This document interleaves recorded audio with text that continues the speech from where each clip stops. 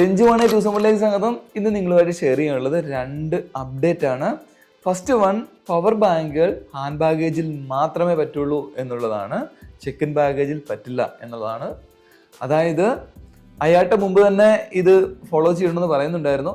DGC, അതായത് ഇന്ത്യയുടെ director general of civil aviation ഇത് വളരെ സ്ട്രിക്റ്റ് ആയിട്ട് ഫോളോ ചെയ്യാനായിട്ട് പറഞ്ഞിട്ടുണ്ട്. അപ്പോൾ നിങ്ങൾ എയർപോർട്ടിൽ ചെല്ലുന്ന സമയത്ത് ചെക്ക് ഇൻ ബാഗേജിലാണ് ഉണ്ട് എങ്കിൽ നിങ്ങളുടെ പവർ ബാങ്ക് അവർ കയറ്റി വിടില്ല.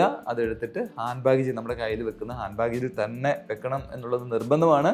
അതേപോലെ അടുത്തൊരു കാര്യം എന്ന് വെച്ച് കഴിഞ്ഞാൽ, നമ്മുടെ ഫ്ലൈറ്റിൽ കയറി കഴിഞ്ഞാൽ ഇത് വെച്ചിട്ട് നമ്മുടെ മൊബൈലോ വേറെ ഒരു ഇൻസ്ട്രുമെൻറ്റും ചാർജ് ചെയ്യാൻ പറ്റില്ല എന്നുള്ളതാണ്. നമ്മുടെ കയ്യിൽ വെക്കാൻ മാത്രമേ പറ്റുള്ളൂ.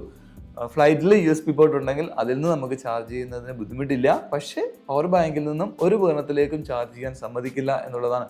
ഫയർ റിസ്ക് കൊണ്ടാണ് ഇവർ ഇങ്ങനെ സ്ട്രിക്റ്റ് ആക്കിയിരിക്കുന്നത്.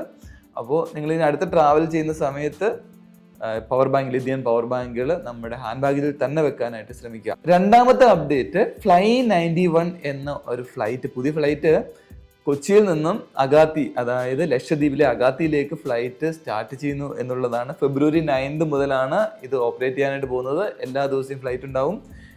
വേറെ പ്രത്യേകത എന്ന് വെച്ചാൽ ഇത് മലയാളിയുടെ ഫ്ലൈറ്റ് ആണ്. മനോജ് ചാക്കോ മലയാളിയുടെ ഫ്ലൈറ്റ് ഗോവ ബേസ് ചെയ്തിട്ടുള്ളതാണ്. ഇത് 2024 മുതൽ കൊമേഴ്ഷ്യൽ ഓപ്പറേഷൻ ജസ്റ്റ് സ്റ്റാർട്ട് ചെയ്തിട്ടുണ്ടായിരുന്നു. പക്ഷേ കേരളത്തിൽ നിന്ന് ഫസ്റ്റ് ടൈമാണ് ഇവിടെ നിന്ന് അഗാത്തിയിലേക്ക്.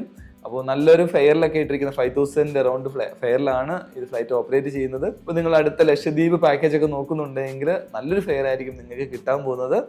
അപ്പോൾ ഇതൊക്കെയാണ് ഇന്നത്തെ 2 അപ്ഡേറ്റ്. ഇനി അടുത്ത വീഡിയോ ആയിട്ട് കാണാം. Okay, thank you, by.